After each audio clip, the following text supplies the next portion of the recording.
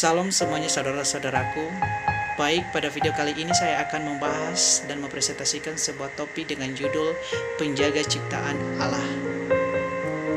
Sebelumnya perkenalkan, nama saya adalah Marinus Hulu dengan NIM 11230245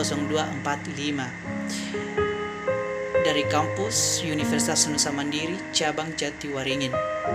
Adapun tujuan pembuatan video ini yaitu untuk memenuhi tugas proyek UAS mata kuliah Pendidikan Agama Kristen.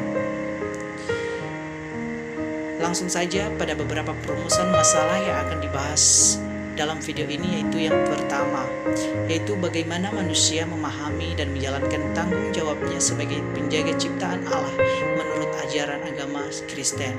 Di sini saya akan langsung menjelaskannya, yaitu poin pertama yaitu di mana adanya pemahaman teologis, di mana di dalam ajaran Kristen manusia memahami tanggung jawabnya sebagai penjaga ciptaan Allah melalui beberapa prinsip teologis yang diambil dari Alkitab, di mana yaitu satu, imago Dei atau gambar Allah. Menurut Kejadian pasal 1 ayatnya yang ke-26 sampai ke-27, manusia diciptakan menurut gambar dan rupa Allah. Ini memberikan manusia status khusus dan tanggung jawab untuk mencerminkan karakter Allah dalam pengelolaan ciptaannya. Nah, di mana imago Dei ini juga mengandung implikasi bahwa manusia harus bertindak dengan kasih, kebijaksanaan, dan keadilan dalam menjaga alam. Yang kedua, mandat budaya, di mana di dalam Kejadian pasal 1 ayatnya yang ke-28 memberikan mandat kepada manusia untuk menguasai bumi dan menaklukkannya. Mandat ini sering ditafsirkan sebagai tanggung jawab untuk mengelola dan merawat bumi dengan bijaksana, di mana manusia diharapkan untuk mengembangkan dan memelihara bumi, bukan mengeksploitasi ataupun merusaknya. Yang ketiga yaitu penatalayanan atau stewardship. Konsep ini sangat penting dalam pemahaman Kristen, di mana manusia dianggap sebagai penatalayanan atau pengelola ciptaan Allah, yang berarti mereka harus menjaga dan merawat alam dengan penuh tanggung jawab, di mana terdapat di dalam Kejadian pasal 2 ayatnya yang ke-15 menyatakan bahwa manusia ditempatkan di Taman Eden untuk mengusahakan dan memelihara taman tersebut. Jelas-jelas ini menunjukkan bahwa manusia harus bekerja untuk menjaga kelestarian alam. Selanjutnya yaitu bagaimana mengimplementasikan atau menerapkan tanggung jawab tersebut, yaitu yang pertama atau ke-1 itu merawat dan melindungi alam, yaitu dengan melibatkan usaha nyata untuk melestarikan lingkungan seperti menanam pohon, mengurangi polusi, dan melindungi spesies yang terancam punah, di mana juga harus mengakui bahwa menjaga alam juga berarti memperhatikan keseimbangan ekosistem dan keadilan bagi semua makhluk hidup. Yang kedua, pengelolaan sumber daya secara bertanggung jawab, yaitu di mana dengan menggunakan sumber daya alam secara bijaksana dan bertanggung jawab, dan dengan menggunakan teknologi yang ramah lingkungan sehingga dapat membantu mengurangi dampak negatif terhadap alam. Yang ketiga, pendidikan dan kesadaran, yaitu di mana generasi muda yaitu atau para pemimpin, para guru, para pengajar harus mengajarkan nilai-nilai penjagaan lingkungan kepada generasi muda melalui pendidikan formal maupun informal, di mana dengan mengembangkan kesadaran para generasi muda akan isu-isu lingkungan global dan berpartisipasi dalam upaya internasional untuk melindungi bumi.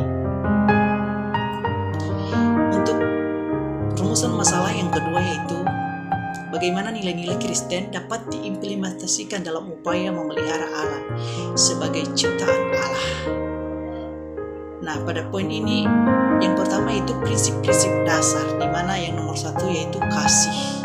Nah, di sini ajaran Kristen menekankan bahwa kasih kepada sesama makhluk dan ciptaan Allah, kasih yang dapat diwujudkan dalam tindakan konkret untuk melindungi dan merawat lingkungan, di mana di dalam Matius pasal 22 ayatnya yang ke-39 mengatakan bahwa kasihanilah sesamamu manusia seperti dirimu sendiri. Ini dapat diperluas yaitu menjadi kasihanilah ciptaan Allah dengan cara menghormati dan merawat alam. Yang kedua, keadilan. yaitu di dalam Amos pasal 5 ayatnya yang ke-24. Keadilan digambarkan sebagai sesuatu yang mengalir seperti air, menunjukkan pentingnya keadilan yang berkelanjutan dan meluas ke semua aspek kehidupan termasuk lingkungan. Yang ketiga, tanggung jawab, yaitu di mana manusia memiliki tanggung jawab moral untuk menjaga ciptaan Allah. Ini termasuk penggunaan sumber daya alam secara bijaksana dengan pengelolaan yang berkelanjutan, di mana di dalam Mazmur pasal 24 ayat yang ke-1 bahwa menyatakan dengan jelas bahwa Tuhanlah yang mempunyai bumi serta segala isinya. Ini menekankan bahwa bumi adalah milik Allah dan manusia hanya sebagai pengelolanya. Nah, selanjutnya itu bagaimana cara menerapkan nilai-nilai tersebut dalam kehidupan sehari-hari, yaitu nomor 1, pengurangan penggunaan plastik, yaitu dengan mengurangi penggunaan plastik dan bahan-bahan yang sulit terurai, itu dapat mengurangi pencemaran lingkungan. Dan hal ini juga dapat menjadi sebuah peranan gereja dengan mengadakan kampanye untuk mengurangi penggunaan plastik sekali pakai dan mendorong penggunaan bahan yang dapat didaur ulang. Yang nomor 2, pengelolaan sampah. Mendorong pengelolaan sampah yang baik dengan mendukung program daur ulang dengan pengurangan limbah. Nah, gereja juga dapat menyediakan tempat sampah terpisah untuk organik dan yang non-organik dengan serta mengadakan edukasi tentang pentingnya daur ulang. Yang ketiga, pendidikan dan kesadaran.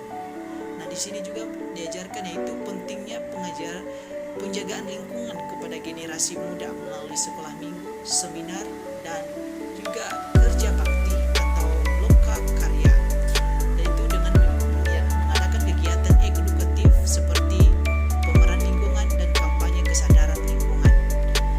Selanjutnya itu masuk pada rumusan masalah yang ketiga, yaitu bagaimana hubungan antara kehidupan manusia dan keseimbangan alam dipandang dalam konteks ajaran agama Kristen tentang penjagaan ciptaan Allah. Nah, di sini dalam perspektif teologis, yaitu nomor 1, keterkaitan manusia dan alam, yaitu di mana dalam Alkitab mengajarkan bahwa manusia dan alam memiliki hubungan yang saling terkait. Manusia diciptakan dari debu tanah, di mana terdapat dalam Kejadian pasal 2 ayat 7, di mana ini jelas-jelas menunjukkan bahwa manusia adalah bagian dari alam. Itu hubungan ini dapat mengimplikasikan bahwa kesejahteraan manusia bergantung pada keseimbangan dan kesehatan lingkungan. Yang kedua, penciptaan yang baik.